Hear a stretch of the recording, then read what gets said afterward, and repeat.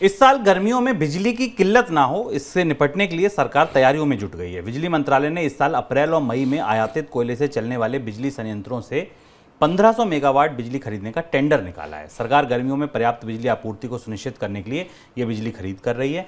गर्मियों में बिजली का उपभोग पिछली बार से ज़्यादा रहने की संभावना है। अप्रैल 2023 में बिजली की मांग सालाना आधार पर 30 से 40 गीगावाट बढ़ने की उम्मीद है। सर, कैसे की जाएगी ये खरीद? फिर हम लौट कर वहीं आ गए पिछले साल की तरह। इस साल फिर गर्मियां हैं और इस बार हमने कल मनी सेंट्रल में चर्चा भी की थी कि एल नीनो के कारण भारत की गर्मियां इस बार काफ़ी भीषण और ज़्यादा तापमान वाली हो सकती हैं और इस वजह से बिजली की मांग में रिकॉर्ड बढ़ोतरी होने की संभावना है।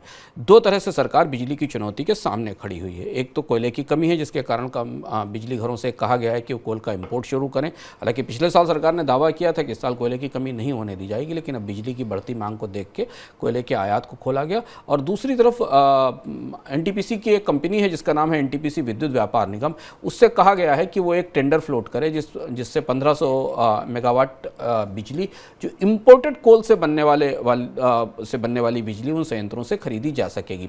और इसके लिए जो एक डे हेड मार्केट मैकेनिज्म होता है, बाजार में जो पावर एक्सचेंज में कीमतें होती हैं एक दिन बाद की, उसके आधार पर इसकी बुकिंग की जाएगी। और इसके लिए जो बिजली प्रोड्यूसर्स हैं, जो इंडिपेंडेंट पावर प्रोड्यूसर्स और बिजली उत्पादक कंपनियां हैं, वो बोली लगाएंगी और सप्लाई के लॉन्ग टर्म एग्रीमेंट केंद्र सरकार के साथ करेंगी ताकि बिजली की कमी ना हो सके।